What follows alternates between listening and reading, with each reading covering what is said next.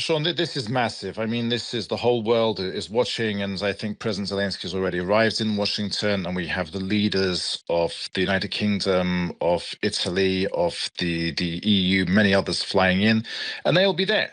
I think we woke up in Kiev in February of 2022, and the Russians invaded. They came in to kill, and they came in to destroy Ukraine. And Ukrainians have shown phenomenal resilience. Over the last nearly 4 years now, the war's been going on, and the world was saying Kyiv would fall within 3 days. And here, Ukraine has shown phenomenal resilience, standing up what people said, was the second strongest, the second largest army in the world. So this resilience has been truly phenomenal. It's been a real David versus Goliath battle. And I think, Ukraine, in the role of David, has really stood up. And today, sort of, David is going into to see his mates. And really, so it's important that his mates, that the supporters of Ukraine continue to support it, because it's really, what is the right thing to do? I mean, history will judge everything that happens today in that room in the White House and what people say. And it's, what is the right thing to do? I mean, this is a war. This has been aggression. Russia has invaded an independent sovereign state in 21st century Europe. President Putin has been formally accused of committing war crimes by a court. So I think it's really understanding, what is the right thing to do? It's standing up for truth, standing up for justice, and it's really, Ukraine is there. We've seen so many different proposals of giving up land, and the appetite in Ukraine, well, they're saying, give up the land that Putin's been trying to get for the last nearly 4 years. Give it up for free. And these are lands that have been fortified, the fortifications, and Russia has not made progress over the last 1,000 days. It's only managed to achieve 1% of the territory of Ukraine. So Ukrainians have been doing really well in terms of defending. And now to give up something voluntarily, there's very little appetite for that in Ukraine. Ukraine wants peace. Ukraine wants to stop this horrible war that Russia started, that Putin started.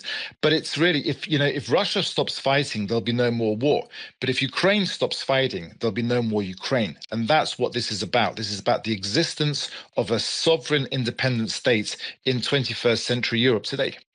So when you say, there's not any interest in amongst the people in Ukraine that you're speaking to and hearing from of giving up territory for free, effectively.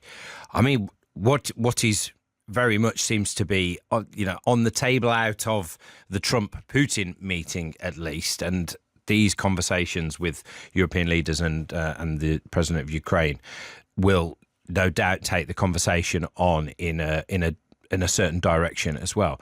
But the talk seems to be about giving up some of what Russia has been attempting to take in recent years, whether it's Donald Trump saying no chance of getting back the Crimean Peninsula. So that was the peninsula that Moscow annexed effectively way back in 2014. So this was before this more recent full-scale invasion. And then we have these, the latest sort of front lines that Russia has got to in the war at the moment. But alongside that, so if, as we read reports from these conversations, is Ukraine may have to think about coming to terms with some adjustment there in territories, whether official boundaries or whatever the politicians might agree on how that's being run, is security guarantees for Ukraine. What is it, do you think, Ukraine wants? If Donald Trump is saying you can't be part of NATO, no going into NATO by Ukraine, what does security guarantees mean that might make Vladimir Zelensky and his people support this?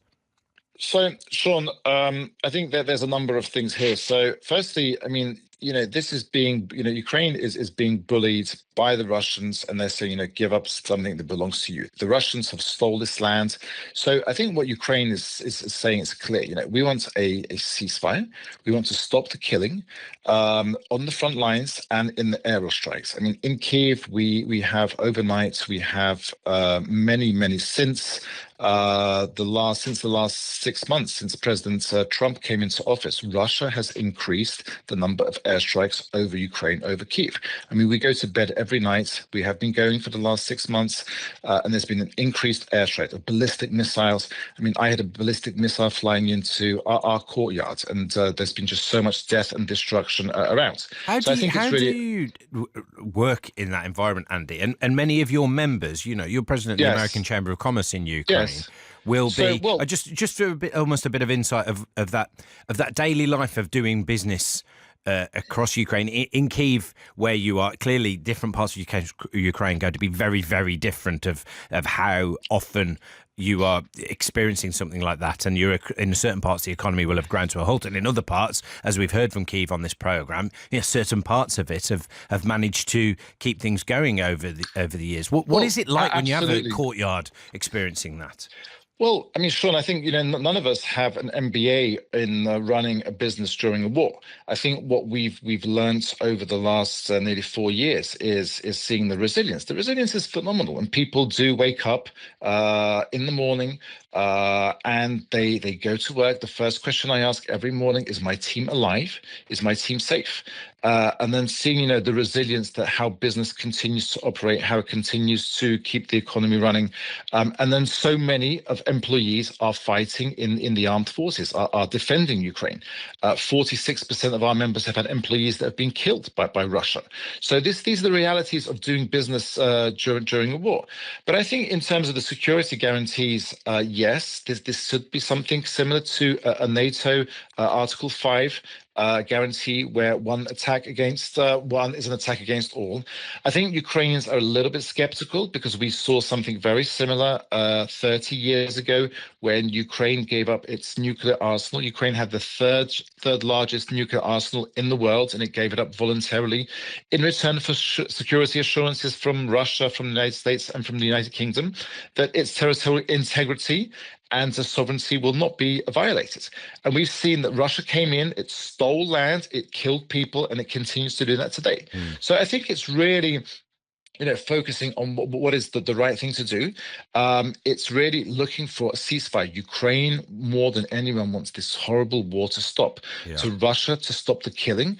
But the resilience is there. Ukraine is brave. Ukraine has shown phenomenal resilience, and it's standing up. I think, we've seen analogies of what happened in 1938 when Chamberlain thought that he would be getting a deal with Hitler.